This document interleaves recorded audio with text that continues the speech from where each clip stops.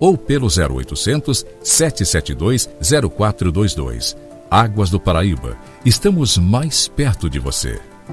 Escolha investir com quem caminha ao seu lado e cuida da sua saúde financeira enquanto você cuida de si. Escolha cooperar com a Unicred Norte Lagos e garanta o acompanhamento de especialistas em investimentos e um portfólio forte, diversificado, composto por produtos com uma ótima relação de retorno e risco. Escolha cooperar. Escolha Unicred Norte Lagos. Começa agora o Folha no Ar, primeira edição.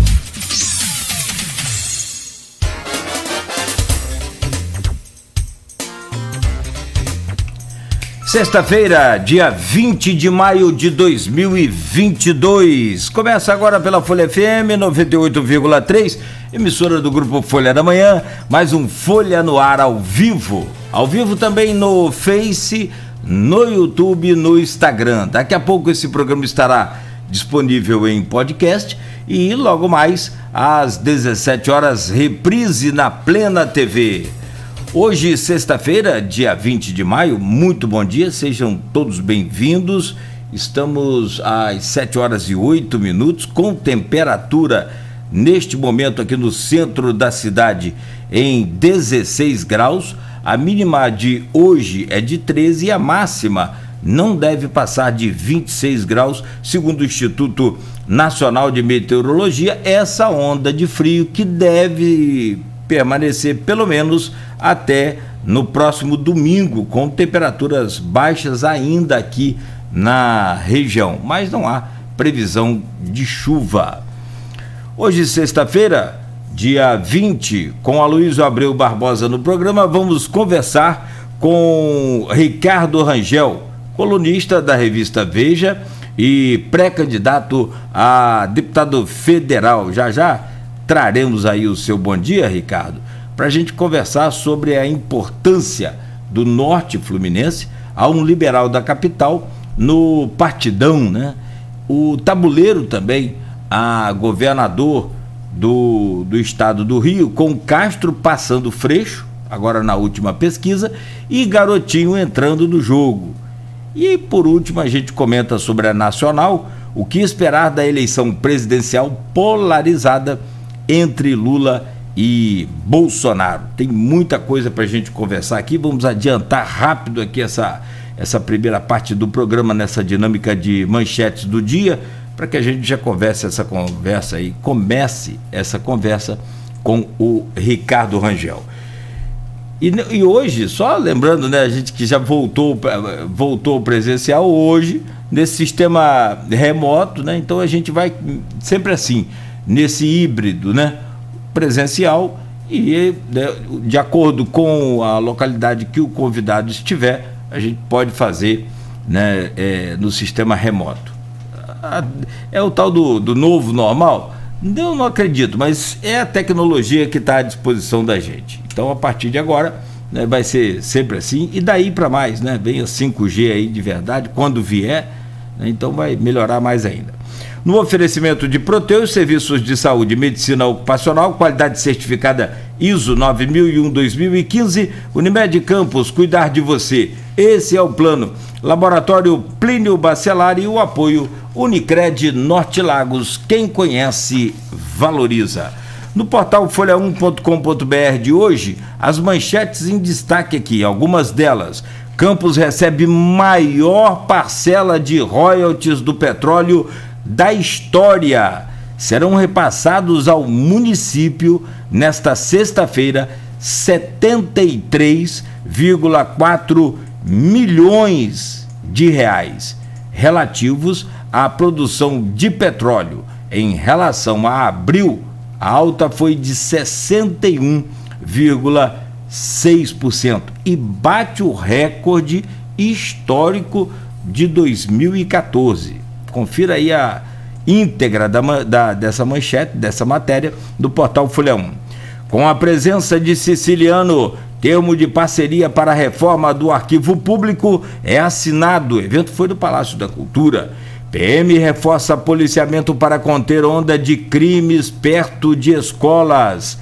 Criminoso mais procurado de Guarulhos é preso em Macaé. Delegado disse que contra criminoso havia pelo menos 6 mandados de prisão.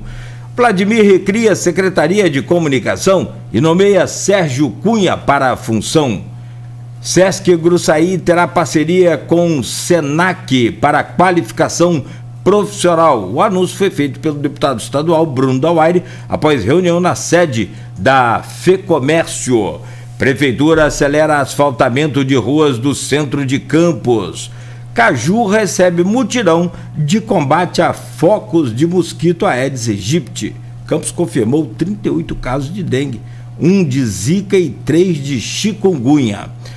E por fim, barbeiro voluntário sorteia corte de cabelo para doadores de sangue. O sorteio será realizado no Hemocentro e cada ganhador vai receber o voucher para poder cortar o seu cabelo. Muito bem, são 7h12. É a terceira vez? Se for a terceira, meu caro Ricardo Rangel, me desculpa que se eu não estou lembrando, mas se for a terceira, e olha que eu não peguei dengue, hein? Não peguei essa Covid-19, então a memória tá fraca mesmo. Se for a terceira vez, tem direito a pedir música. Se for mais de 3, aí você vai ter que cantar o final do programa. Ricardo Rangel, colunista da Veja e agora pré-candidato a deputado federal pelo Cidadania. É um prazer imenso recebê-lo aqui nesta manhã fria de sexta-feira. Bom dia, seja bem-vindo. Bom dia, Cláudio. Bom dia ao espectador. Frio mesmo, né, Cláudio? Botar calor nisso aí hoje, hein? Deixa eu trazer aqui o bom dia do Aloysio Abreu Barbosa, nesse programa de hoje, nesse híbrido, né, Aloysio? Bom dia, seja bem-vindo. Bom dia, Nogueira. Bom dia, Ricardo. Obrigado pela presença. Só, antes de começar a entrevista com o Ricardo, 4 coisinhas que eu anotei aqui. Primeiro, a visita de Siciliano ontem, comemoração dos 21 anos do Arquivo Público Municipal, instalado no Solar dos Jesuítas, que é a construção mais antiga de Campos, data do século XVII, né? Campos começa na Baixada, como diria José Cândido de Carvalho, Campos começa na Baixada. Atrasou um pouco, porque ele viria de helicóptero, ele não teve teto por conta dessa frente fria, ele teve que vir de carro, saiu lá 5h30, então atrasou um pouco. Eu estive lá presente, mas não pude ficar até o final, justamente para poder guardar cedo para fazer o programa. Mas muito prestigiado, uma parceria importante, né? Haja vista que a última reforma que o Solar dos Jesuítas sofreu foi no governo Marcelo Alencar. Nos anos 90, eu estava presente também naquela inauguração, porque trabalhava na escola de cinema da UENF. E anos 90, né? Tem algum tempo. E lá ia ser a sede da Escola Brasileira de Cinema e Televisão, projeto que acabou não indo para frente. E posteriormente passou a abrigar o arquivo, né? E como é um prédio bastante antigo, ele requer mesmo cuidados especiais, né? E a última reforma de vulto que sofreu, como repito, foi nos anos 90, no governo Marcelo Alencar, cuja inauguração também tive presente. Registrar, a gente é um programa regional, mas eu gosto muito de cinema, Ricardo também trabalhou com cinema, a morte do Vangelis, compositor grego, ontem, marcou a história do cinema, com trilhas sonoras como Blade Runner, e ganhou um Oscar por uma trilha sonora inesquecível de Carruagem de Fogo, que retrata uma história real, né, de uma disputa entre corredores britânicos na Olimpíada de 1924. A primeira após a Primeira Guerra Mundial. Um filmaço, aconselho, direção do Hugh Hudson. Trilha sonora do Vangelis, todo mundo se lembra, né? Quando você fala em Olimpíada e corrida, você lembra da trilha sonora do Vangelis, né? Morreu ontem. Registrar ontem o abraço de Bolsonaro com Alexandre de Moraes, né?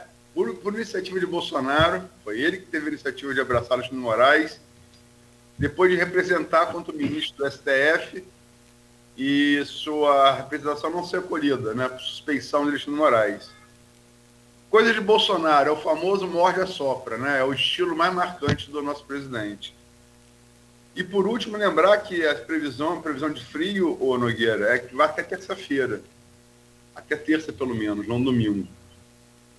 Dito isso, Ricardo, vamos partir para a entrevista. É normal, ano eleitoral, né? Cláudio está em rádio muito mais tempo que eu, mas eu também em jornal. É normal o périplo de candidatos de maneira geral, a órgãos de comunicação, órgãos de mídia, em ano eleitoral. Sobretudo da capital para o interior, porque vem aqui buscar votos. E eu sempre, como defensor do voto regional, o que eu sempre pergunto do candidato como você, da capital, é qual a importância Campos e o Norte Fluminense tem na sua pré-candidatura, né? E o que uma vez, ainda que a gente possa falar aqui de promessa, mas que uma vez sendo eleito, não só você, como qualquer parlamentar, pensa a importância. Nogueira falou aí dos royalties de petróleo, né? Campos é a capital do petróleo, ainda é. Que importância vocês veem em Campos e no Norte Fluminense? Bom dia. Bom dia, Luísio. É um prazer estar aqui, obrigado. Antes de entrar nesse assunto eleitoral, regional, econômico, você falou do cinema, fez uma homenagem ao Evangelhos. Eu queria aproveitar e fazer uma homenagem ao Breno Silveira, que morreu na semana passada, que é um dos grandes diretores de cinema do Brasil, e eu tive a felicidade de ser sócio dele por 12 anos. Fomos sócios na Conspiração Filmes, era um bom amigo. A morte dele, assim, prematura, né? Morreu com 58 anos. É um choque muito grande para todo mundo que o conhecia, especialmente para quem estava trabalhando nesse momento e viu acontecer. Então, Breno Silveira, uma homenagem. Mas, voltando para a sua pergunta, evidentemente, é uma região particularmente importante para o Rio de Janeiro como um todo, né? Especialmente por causa do petróleo, evidentemente, né? O óleo e gás é uma fonte muito importante de receita para o Estado. Então, qualquer candidato tem a obrigação de estar preocupado com essa região. Se não tiver, não sabe o que está fazendo, né?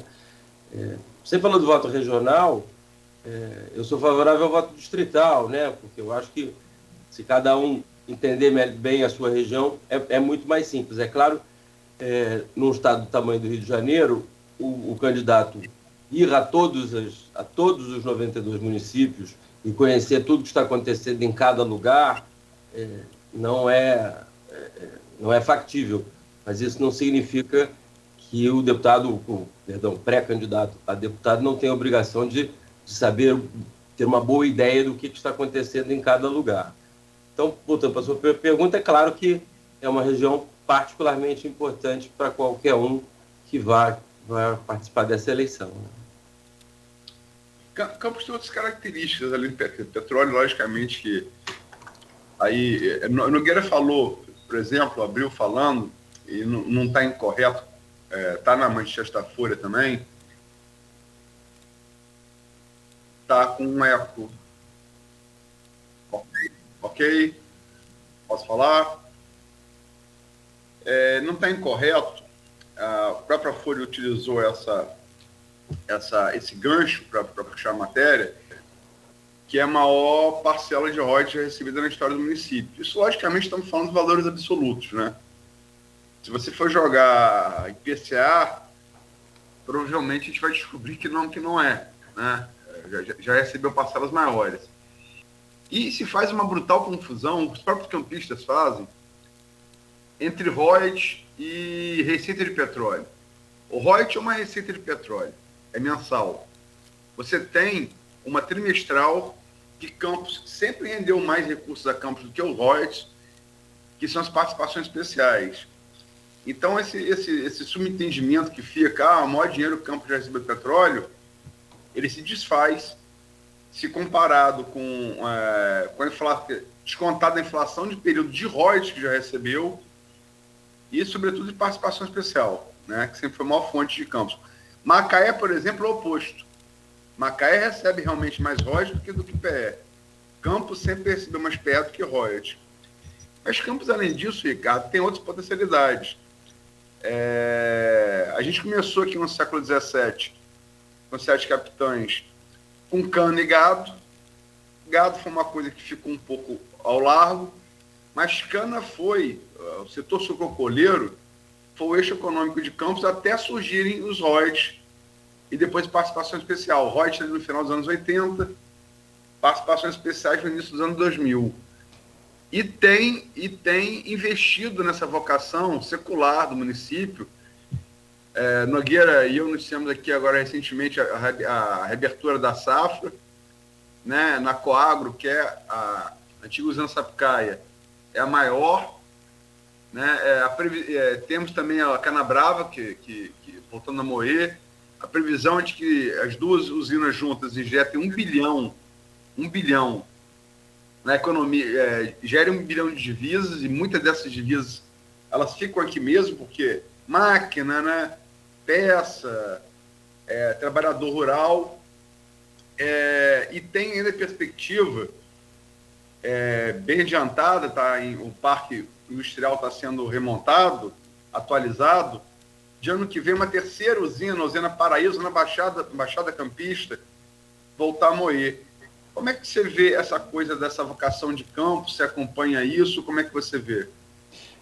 Eu acho que, eu concordo com você, eu acho que a questão do petróleo, seja royalties, seja participação especial, ela mascara todo um universo de possibilidades, né? E tem um pouco essa coisa da maldição do petróleo que tantos países passam e que o Rio de Janeiro passou várias vezes, né? Você vai indo ali quando tem uma flutuação no preço internacional e a receita cai, e isso cria problemas gravíssimos, e flutua muito fortemente, como a gente está vendo agora. É uma certa ironia, porque agora que o petróleo está alto, é o momento em que você tem vários ganhos, mas aí o preço do petróleo está alto, a inflação fica grande, o caminhoneiro, não sei o que tem, a gente está vendo essa pressão do Bolsonaro para reduzir o preço do combustível, onde estão juntos não só o Bolsonaro, mas também o Lula, o Ciro, os desenvolvimentistas, a esquerda, né? Então é uma coisa que flutua ali, você nunca está feliz, né? Porque quando cai, perde a receita, quando sobe, fica caro, então tem um impacto social. Mas o que a gente tem que entender em relação ao petróleo é que isso tem data para acabar, né? Independentemente do que a gente faça, o mundo tende a deixar de consumir combustível fóssil. Então nós precisamos encontrar alternativas, e nós aí, o estado do Rio como um todo e as regiões petrolíferas em particular. Eu acho que a região de Campos tem outras vocações históricas, como você está mencionando, em relação à agricultura e também em relação à pesca, né? A usina é um subproduto da agricultura, de alguma maneira, né? Tem a cana e tem a usina, é um eixo rodoviário também, mas tem também outras vocações que, por algum motivo, a gente aqui no Rio de Janeiro não explora corretamente. Evidentemente, o turismo é muito forte. Aí na região você tem São Francisco de Itaboapuã, que tem 60 quilômetros de orla, né? É uma coisa natural de atrair turistas. E uma outra coisa que tem no Rio é a economia criativa, né? A gente estava falando de cinema, software, coisas desse tipo. Não vamos fazer de conta que é fácil, é um enorme desafio, mas a gente precisa encontrar novos caminhos, porque o petróleo não vai durar para sempre, os clientes vão mudar as suas fontes de energia nas próximas décadas, né?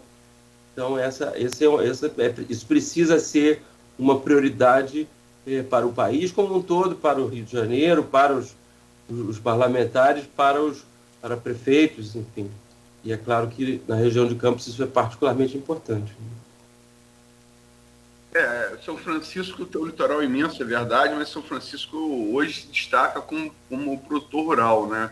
Inclusive não só para o estado do Rio de Janeiro, como pela proximidade com o Espírito Santo, né? É um grande produtor rural, né? Agora, Ricardo, vamos falar um pouco... assim que eu soube, eu até brinquei com você, né? Um liberal no Partidão, porque Cidadania é o nome do partido, o nome atual, né? Foi adotado ali depois da debacle da União Soviética, da queda do Muro de Berlim, né? Roberto Freire à frente do antigo PCB, Partido Comunista Brasileiro, fundado em 1922, portanto, o partido da atividade mais antigo do Brasil, e mudou o nome para Cidadania. E você, já conversamos aqui sobre a sua formação liberal, né? Sua bandeira liberal. Sua formação foi mais de esquerda, né? Mas sua bandeira liberal, que você abraça, inclusive questões de Estado, que a gente já discutiu aqui, pode voltar a falar. Mas como é que fica essa coisa de um liberal no Partidão? Fala para mim. Olha, não é o Partidão mais, né? Já não é o Partidão há muito mais tempo. Eu acho que há várias questões aí. Uma é uma incompreensão generalizada no Brasil do que é o liberalismo, né? Enfim, às vezes eu até evito o assunto, porque há uma visão tão preconceituosa, né, contra o liberalismo que isso complica. Mas nós temos um sistema partidário muito complexo, né, em que os partidos não têm uma identidade ideológica ou de bandeiras muito clara. Então enfim, qualquer pessoa vai procurar o partido que mais faça sentido ali dentro do nosso panorama, né? Se você se lembrar, 4 anos atrás, o Livres, que é um movimento de liberais, né, de liberais de verdade, né, por inteiro, como se diz, escolheu o Cidadania como a sua casa, quando o PSL, você deve lembrar, o PSL, que era o Partido Social Liberal, onde o Livres, que era o movimento liberal, estava se organizando, foi entregue ao Bolsonaro. Quando o Bolsonaro entrou, o Livres saiu, né, e aí foi procurar uma casa nova e foi para o Cidadania. Eu estava no Novo porque era o que parecia fazer mais sentido ali quando eu fui. Depois o Novo, assim como o Novo foi para um outro lugar e se aproximou muito do bolsonarismo, né, o antigo, enfim, o Cidadania mudou completamente. Você está falando aí de Partidão, mas isso acabou nos anos 90, né, quando o Cidadania mudou de nome para PPS. É um partido que está preocupado com as liberdades individuais, está preocupado com a construção da democracia. Enfim, eu acho que são as mesmas bandeiras, né? Eu me sinto muito à vontade de estar no Cidadania. Tem essa questão histórica, que, evidentemente, se o partido se mantivesse assim, eu não estaria lá, mas o partido mudou muito e eu acho que é o partido mais de centro. Ali, claro, tem gente aqui ainda de esquerda, de centro-esquerda, mas é um partido que acredita em justiça social, na luta pela justiça social, que é uma coisa muito importante num país tão injusto quanto o nosso, mas entende que é preciso respeitar a iniciativa privada, é preciso respeitar a responsabilidade fiscal, tem que ter uma política econômica sensata, porque as bandeiras de justiça social são muito parecidas, né? Inclusive entre os liberais, né? Bolsa Família, por exemplo, é um projeto desenvolvido por liberais de ponta a ponta, né? Então, eu não vejo nenhum desconforto, não. Pelo contrário, me sinto muito à vontade. Eu pensando na pauta dessa entrevista ontem, eu me lembro que um debate sobre esquerda e direita que promoveu aqui, conseguimos promover um debate civilizado de esquerda e direita, isso em 2018, e me lembro que eu fui mediador, a representante da esquerda foi a assistente social Vanessa Henriques, e o da direita foi o liberal, como você, liberal mesmo, genuíno, professor da FAFIC e especialista em finanças, Igor Franco. E Sana Gimenez, que é advogada e socióloga, estava estava ali nas primeiras cadeiras do debate, foi no Uniflu, né? Centro Universitário aqui do Norte Fluminense. E ela falou, quase se lamentando, a saudade que ela tinha quando o debate era PT e PSDB. Né? Como eu falei, logicamente, que o partidão se tornou primeiro PPS, você lembrou corretamente, depois Cidadania, com a debacle da União Soviética, a queda do Muro de Berlim em 89 e a queda da União Soviética em 91. Mas, de certa maneira, usando aí essa coisa da Sana que a Sana falou, é justo falar que os antigos tucanos têm saudade. Há uma saudade do debate PT e PSDB, como há também um pouco mais para trás uma saudade do debate entre liberalismo e marxismo, diante do debate que a gente tem hoje no país. Eu acho que naturalmente existe essa saudade, porque havia um debate. Não é, a questão, eu acho que não é a saudade do debate entre PT e PSDB, eu acho que é a saudade do debate, que não há mais debate, né? O que há hoje é xingamento, né? Então é claro que era muito melhor, era muito mais civilizado, ainda que, é bom lembrar, o PT passou 8 anos pedindo o impeachment do Fernando Henrique, né? Então esse debate não era assim tão civilizado, talvez fosse mais civilizado, mas os petistas achem que talvez fosse mais civilizado do que era, porque tinha muita canelada, o negócio se pegava muito pesado, né? Mas eu acho que havia uma preocupação em relação ao que se queria para o país, e agora nem tanto, é uma questão mais de fígado, né? Você fica com ódio do outro. Eu vou fazer uma ressalva aqui. Se você fez um debate entre direita e esquerda e tinha um liberal de verdade e um cara de esquerda, um petista, isso não era muito entre direita e esquerda, porque a direita são os conservadores, né? Os liberais, inclusive, originalmente, a palavra esquerda foi inventada para identificar os liberais, né? E os socialistas, Marx veio do liberalismo.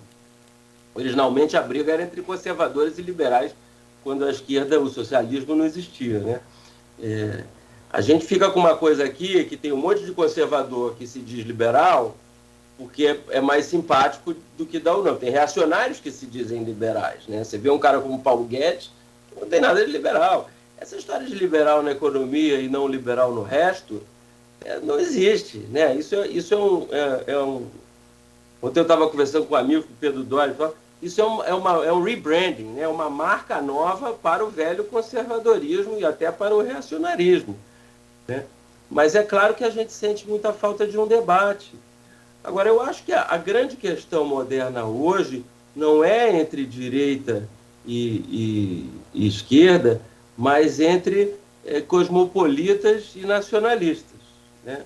E também é um pouco entre avanço e atraso, né? Você vê, tem gente que quer levar o Brasil e o mundo de volta para os anos 70, de volta para os anos 50, tem gente querendo levar o Brasil de volta para o século 17, né? E tem gente querendo trazer o Brasil para o século XXI, porque a gente continua no século passado, né? E a gente continua discutindo coisas do século passado.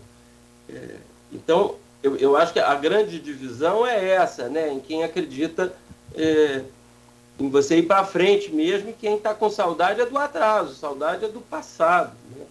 E não saudade desse debate civilizado. Mas é claro que a gente tem muita saudade de um debate civilizado, né? Tem muito pouca conversa e muito xingamento. Tem uma pergunta aqui, até para o Nogueira, mas aí você concluiu a sua exposição antes. Farei eu, Nogueira. Da Ana Cristina de Almeida, uma telespectadora aqui pelo streaming, Ricardo. A política, vou entrar um pouco no nacional, aí já pode ser até um gancho para o terceiro bloco, né? Mas se responde, por favor.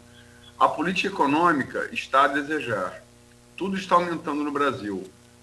Qual a proposta de direitos de compra de produtos básicos, impostos diminuírem e serem estudados? Bom dia. Eu não sei se eu entendi bem a pergunta, Luísio. É o que? Para reduzir imposto?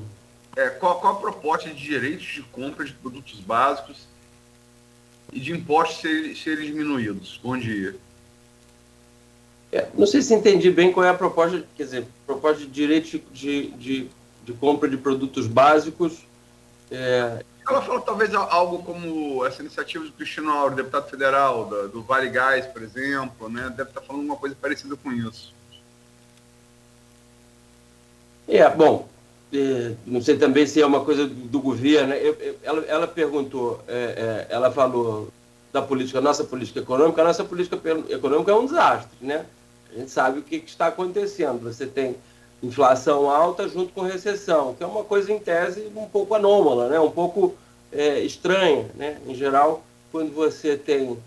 A inflação vem junto com o crescimento, e quando o crescimento cai, a inflação cai. A nossa não cai, por uma série de motivos, né? Por causa do dólar, por causa do petróleo, porque o Bolsonaro está jogando dinheiro na economia na outra ponta. Mas a gente tem uma situação econômica e social gravíssima, né? Empobrecimento, está havendo um empobrecimento e um empobrecimento maior dos pobres, portanto, um aumento da desigualdade. Como que você vai combater isso? Eu acho que política básica, né, de assistência, que é a Bolsa Família, que o Bolsonaro transformou em outra coisa, pior, né? É um programa pior, ainda que tenha mais dinheiro, mas o dinheiro não está chegando muito onde precisa chegar.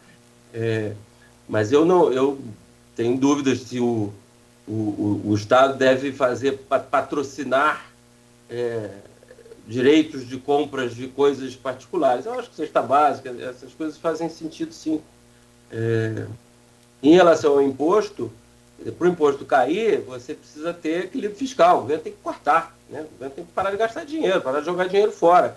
E é exatamente na outra ponta que a gente está indo. A gente está indo no sentido de gastar cada vez mais. É um ano eleitoral, o governo está jogando um volume de dinheiro na economia enorme, inclusive via orçamento secreto, né? Como a gente sabe, 36 bilhões desde que o governo começou, isso faz uma diferença, né? Não sei se responde bem a pergunta. Talvez essa pergunta esteja muito relacionada aos R$10 de um óleo de cozinha, por exemplo, que disparou, essa coisa toda, a gasolina que está aí a R$ 8,50 em alguns postos, e a vida... Isso a gente fala gasolina, mas a Luísio lembra aqui todos os dias dos taxistas, dos motoristas de aplicativo, que também sofrem mais ainda com o aumento maior percentualmente do gás natural veicular. Deixa eu retomar, então. Eu acho o seguinte, eu acho que você precisa ter um foco e dizer, não, essa parcela da população precisa de ajuda e ajudar, né? Que é o que o Auxílio Brasil faz. Se você começa a interferir pontualmente em certos produtos, se você diminuir o preço desse aqui, vai ter desabastecimento se você fizer isso de uma maneira artificial. Ainda que você faça de uma maneira não tão... Isso é sempre artificial, mas não tão forte, vai subir o outro preço em outro lugar. Você corre o risco de desorganizar o sistema de preços. E se você fizer isso, aí a inflação volta com uma força muito grande, entendeu? Essas intervenções na economia são muito perigosas, porque se você desorganiza, você cria um... A gente já viu isso, né? Quem tem a nossa idade, né, Luiz? Se lembra do que é a hiperinflação? Plano cruzado. O que é a hiperinflação, o pesadelo que isso é na vida da população, especialmente na vida da população pobre, e o quanto é difícil depois que o gênio saiu da garrafa, você botar de volta. Então, essas coisas de intervenção em preço é uma coisa que tem que olhar com muita atenção. Eu acho mais razoável você escolher qual é a população que está sofrendo e dar o subsídio ali, né? Você vai dar o subsídio para o gás, por exemplo, o botijão de gás para parcelas particulares, para parcelas específicas da população que tem dificuldade. O resto é um pouco... o Brasil está com dificuldades econômicas, né? O Estado não vai resolver isso, porque o Estado usa o dinheiro dos impostos para resolver isso. Então, O Estado, para conseguir fazer isso, vai diminuir. Se você quer diminuir o imposto, como a pergunta faz, e ao mesmo tempo reduzir o preço da comida via intervenção do Estado, essa conta não vai fechar, né? É um pouco complicado. Só para lembrar, Ricardo, que você falou que tem mais idade como eu, falando de si, Ricardo e Aloysio, é que a gente não pinta o cabelo.